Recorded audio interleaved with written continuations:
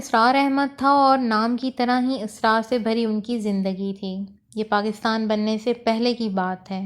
ان دنوں اسرار احمد کا خاندان انڈیا کے شہر احمد آباد کے کسی ایسے گاؤں میں رہتا تھا جہاں آبادی نہ ہونے کے برابر تھی۔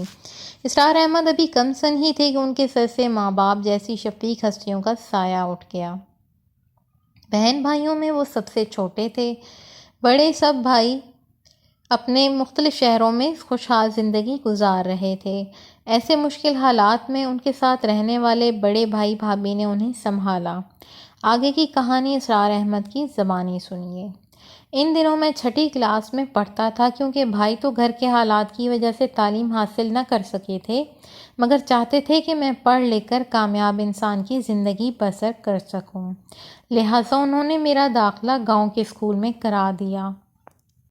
میرا روزانہ کا کام یہ تھا کہ اسکول سے آ کر بھائی کے لیے کھانا لے کر کھیتوں پر جاتا تھا۔ بھائی کسی کی زمین پر کھیتوں پر کام کرتے تھے۔ کھیتوں پر جانے کے لیے دو راستے استعمال ہوتے تھے۔ ایک طرف گھنا جنگل تھا جو کافی طویل راستہ تھا اور جانوروں کے خوف کی وجہ سے ادھر سے لوگ کم ہی سفر کرتے تھے۔ دوسری طرف راستے پر ایک قبرستان تھا جو شارٹ کٹ پڑتا تھا۔ لوگ سفر کے لیے زیادہ تر یہی راستہ اختیار کرتے تھے، اس وجہ سے ادھر چہل پہل رہتی تھی۔ میں بھی کھیتوں پر جانے کے لیے یہی راستہ استعمال کرتا تھا۔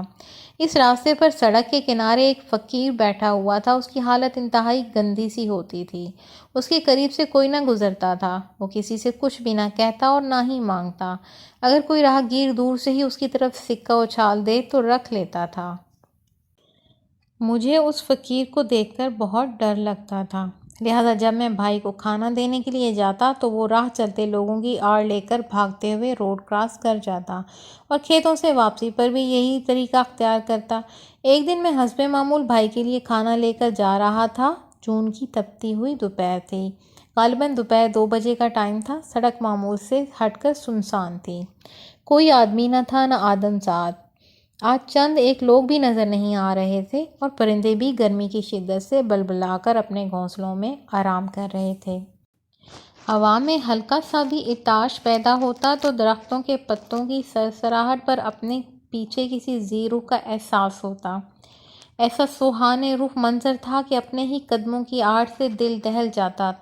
جب میں ایسے ہولناک سناٹے سے ڈرتے ڈرتے سڑک پر پہنچا تو دور سے ہی وہ فقیر سڑک کے کنارے بیٹھا ہوا نظر آیا۔ میں آہستہ آہستہ قدم اٹھاتا ہوا یہ سوچتا ہوا جا رہا تھا کہ کیسے سڑک پار کروں، آج تو کوئی بھی نظر نہیں آتا۔ تب میں نے سوچا سڑک آتے ہی جلدی سے بھاگ کر گزر جاؤں گا۔ جیسے ہی سڑک کا کنارہ آیا میں نے اپنی ترکیب پر عمل کرتے ہوئے دوڑ لگا دی۔ جب میں بھاگتے ہوئے اس کے قریب سے گزرا تو اس فقیر نے مجھے آواز دی، اے لڑکے ادھر۔ میں نے خوفزدہ نظروں سے چاروں طرف دیکھا۔ وہ چلا کر بولا، ادھر ادھر کیا دیکھتا ہے، میں نے تجھے آواز دی ہے، ادھر آ۔ میں ڈرتے ہوئے اس فقیر کے پاس پہنچا تو وہ بولا، جا ہوٹل سے جا کر میرے لیے چائے اور بسکٹ لے آ۔ ہوٹل سڑک کے بالکل آخری کونے پر تھا، وہاں جانے کے لیے 10 منٹ لگنے تھے۔ میں اس فقیر سے پیسے لے کر ہوٹل سے چائے بسکٹ خرید کر لایا اور فقیر کو دے کر جلدی سے آگے بڑھنے لگا۔ فقیر بولا، کہاں جا رہے ہو، میرے ساتھ بیٹھ کر چائے بسکٹ کھا۔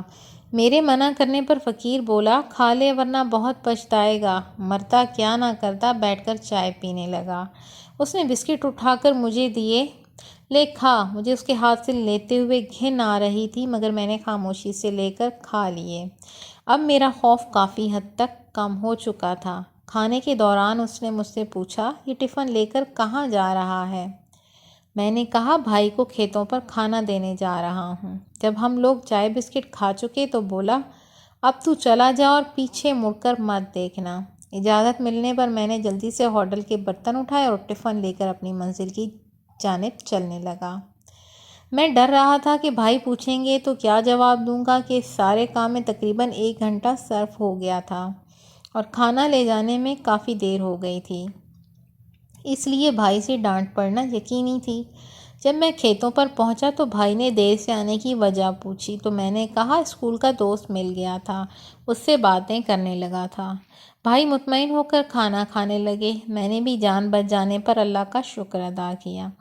بھائی سے کھانے کے برتن لے کر جب میں واپس اسی راستے پر آیا تو حیرت سے میری آنکھیں کھلی رہ گئیں، کیونکہ ابھی کچھ دیر پہلے فقیر کے ساتھ 1 گھنٹہ بیٹھ کر چائے بسکٹ کھا کر گیا تھا اور دور دور تک کوئی نام و نشان نہ تھا۔ حالانکہ ایسا کبھی نہیں ہوا تھا، روزانہ میں آتے جاتے اسے دیکھا کرتا تھا، اپنی اسی جگہ پر بیٹھا ہوتا تھا، مگر آج غیر معمولی طور پر واپسی پر موجود نہیں تھا۔ اتنی سی دیر میں وہ نہ جانے کہاں چلا گیا تھا، اور اس سے بھی زیادہ حیرانی کی بات تھی کہ جہاں وہ بیٹھا کرتا تھا وہاں چند سکے پڑے ہوئے تھے۔ میں نے سوچا شاید اس فقیر کے رہ گئے ہوں، میں نے یہ سوچ کر جیب میں رکھ لیے کہ کل واپس کر دوں گا، اور گھر کی راہ لی۔ دوسرے دن جب میں بھائی کو کھانا دینے گیا تو فقیر موجود نہیں تھا، مگر کل کی طرح آج بھی وہاں چند سکے پڑے ہوئے تھے۔ میں نے اٹھا کر جیب میں ڈال دیے، لیکن مجھے بہت تعجب ہوا کہ اتنے راہ چلتے لوگوں کو یہ سکے نظر کیوں نہیں آ رہے، نہ کسی نے اس طرف دھیان دیا۔ ایسا روزانہ ہونے لگا، مجھے وہ فقیر دوبارہ کبھی دکھائی نہ دیا، مگر اس جگہ سے روزانہ سکے ملنے لگے۔ 11 سال اس کا ایک چھٹی کلاس کا بچہ جسے جیب خرچ کے لیے روزانہ 1 پیسہ ملا کرتا تھا، جب اسے ہر روز اتنے پیسے ملنے لگے تو اس کے لیے تو ہر دن عید اور ہر رات شب رات ہونی ہی تھی۔ میں نے اب تک گھر میں یہ بات کسی کو نہ بتائی تھی۔ میرے اسکول میں بھی وارے نیارے ہو گئے تھے، میں ہاف ٹائم میں خوب مزے اڑاتا، میرے دوست اتنے پیسوں کے بارے میں پوچھتے تو کہہ دیتا بھائی نے اپنا جیب خرچ بڑھا دیا ہے۔ اس دوران میں نے اپنے لیے اچھے اچھے کپڑے بنائے، جوتے وغیرہ خریدے، اور بچے ہوئے پیسے میں نے اپنے باکس میں کپڑوں کے نیچے بڑی احتیاط کے ساتھ چھپا دیتا۔ پیسوں کا عمل کچھ عرصے تک چلتا رہا۔ اس وقت میرے پاس بہت سارا پیسہ جمع ہو گیا تھا، ادھر مجھے اس پیسے کا چھپانا مشکل ہو گیا تھا۔ آخر خرچ بھی میں کہاں کرتا، خرچ کرنا اور نہیں کرنا دونوں ہی باتیں کسی عذاب سے کم نہ تھیں۔ میری بدلی ہوئی حالت دیکھ کر بھائی کا مجھ پر شک مبتلا ہونے لگے۔ یہ ایک فطری عمل تھا، وہ مجھے کپڑے جوتے پہنے دیکھ کر سمجھتے شاید میں کہیں چوری کرنے لگا ہوں۔ انہوں نے خاموشی سے میرے دوستوں سے پوچھا، دوستوں نے کہا اسرار نے تو ہمیں بتایا کہ بھائی نے میرا جیب خرچ بڑھا دیا ہے، اور فصل اچھی ہونے پر بھائی نے کپڑے جوتے خرید کر دیے ہیں، کیونکہ اس زمانے میں آج کل کی طرح اتنے کپڑے وغیرہ کا بنانے کا رواج نہ تھا۔ یہ بات سن کر بھائی کا شک مزید بڑھ گیا، وہ ہر وقت میری طاق میں لگے رہتے۔ پھر ایک دن جب میں اسکول گیا ہوا تھا، بھابھی نے میرے بکس صاف کیا تو میرے بکس میں اتنے پیسے دیکھ کر دنگ رہ گئیں۔ وہ یہ سمجھیں کہ شاید میں نے کہیں لوٹ مار شروع کر دی ہے، کیونکہ ان دنوں تحریک پاکستان کی شروعات تھی۔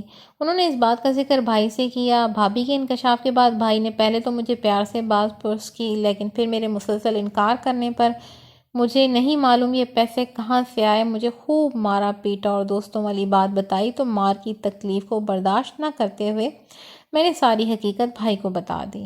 بھائی مجھے لے کر اسی جگہ گئے، لوگوں نے فقیر کے بارے پوچھا، کسی نے کوئی تسلی بخش جواب نہ دیا، لیکن بھائی کو یہ علم ہو گیا تھا کہ مجھے سچ اگلوا کر وہ کتنی بڑی غلطی کر چکے ہیں، کیونکہ وہ بھی کافی دن سے اس فقیر کو وہاں بیٹھے ہوئے نہیں دیکھ رہے تھے۔